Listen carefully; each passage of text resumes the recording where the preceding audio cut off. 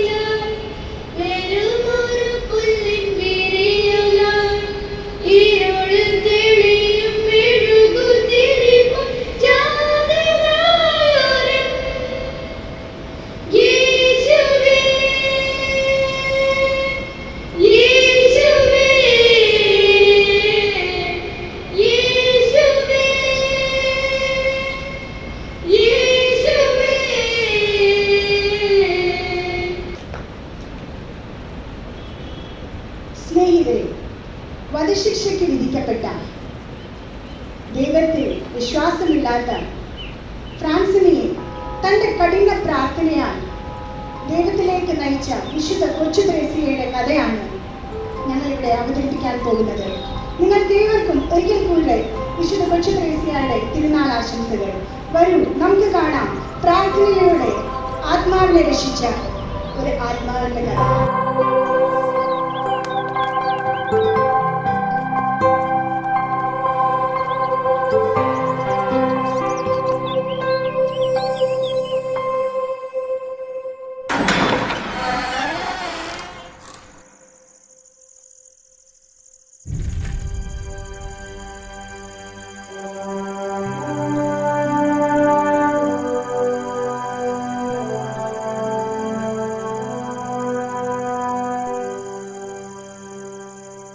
Francine, God is infinite mercy and compassion. His compassion never ends. He loves all sinners. Even if your sins are crimson red, He will make it white as snow.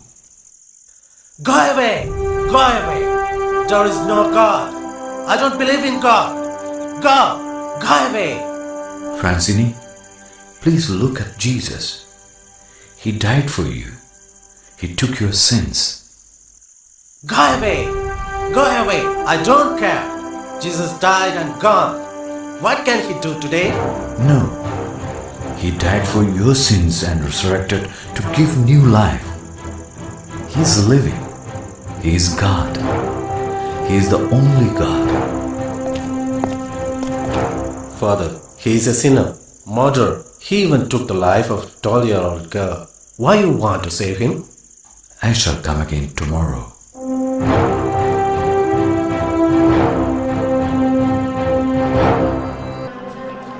What's bothering you, dear? Selin, you heard of that Francine who is going to get executed. I am confident, like Jesus said to the good thief, will not Jesus save him too? Shh, let's talk about it later. Now come fast.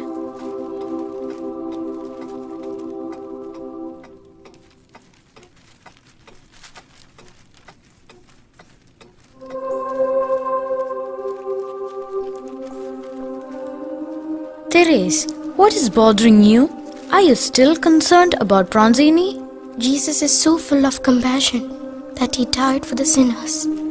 God sent his son, Jesus, not to condemn the world, but to save. Therese, don't worry about Francine. You're a little girl of 14. Why you're bothering about these matters? No, Selin, my heart is aching for that Saul. I want to pray for him, and I'm sure that Jesus will hear my prayers for that Saul.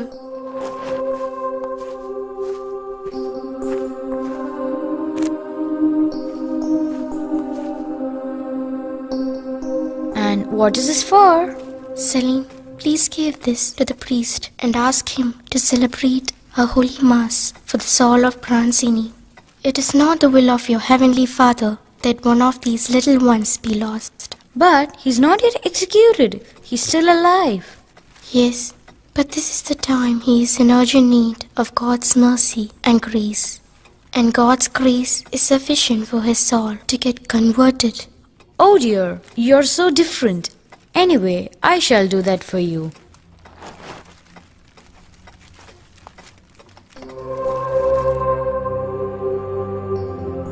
Oh my Jesus, you said I desire mercy, not sacrifice.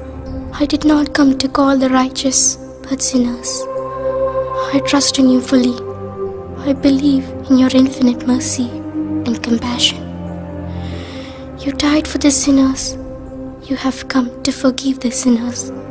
The merits of your passion, death, and resurrection, I am offering for the salvation and conversion of Francine. O Lord, have mercy on Francine, that before he dies, he gets conversion and repentance, that he turn to you.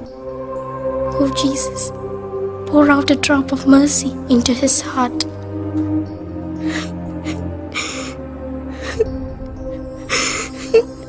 Oh Jesus, hear my prayer, O Lord. Have mercy.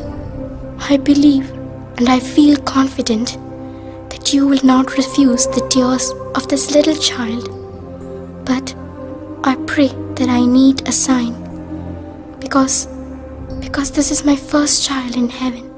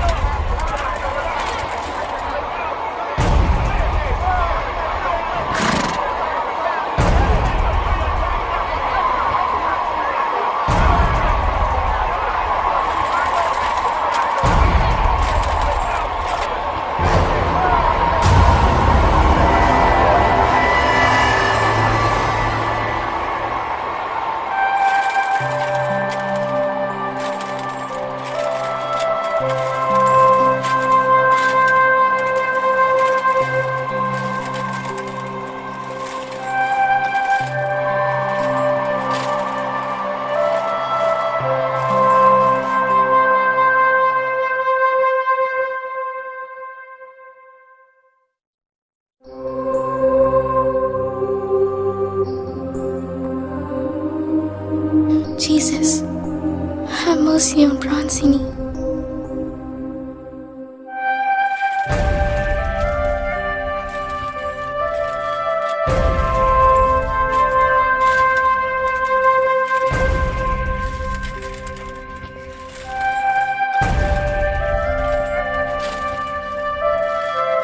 Jesus, have mercy on Bronzini.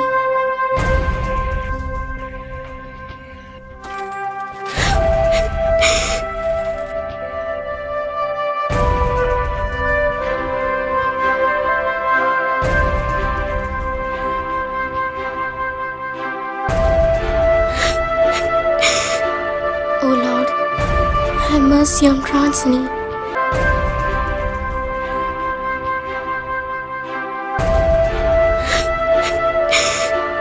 Oh Lord, have mercy on Bronzini.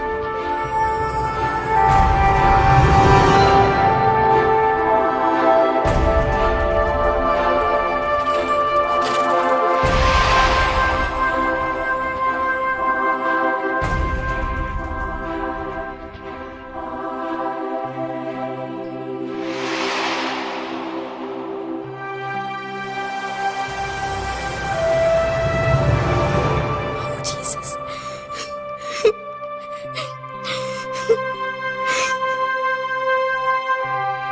Have mercy on Bronzini. Have mercy on Bronzini. Father, bring me that crucifix. Bring me that crucifix, please.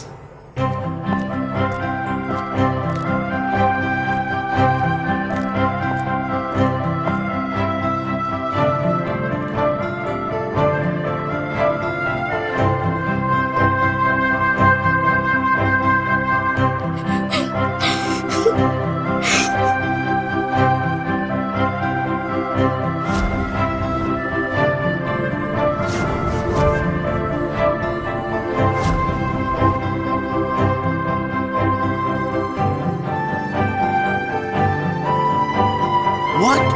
He has accepted Christ.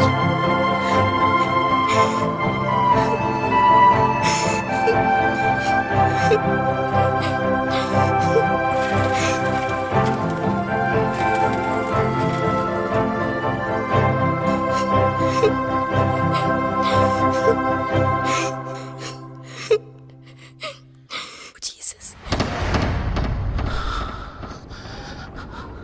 Amen. I say to you, today you will be with me in paradise.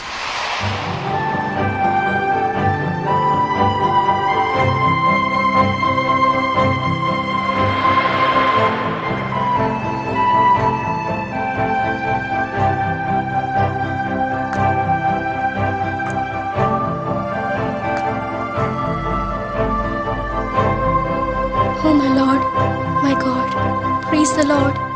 You saved Bronzini. You kissed him 3 times. This is my call that I will pray and pray and pray and save millions of souls.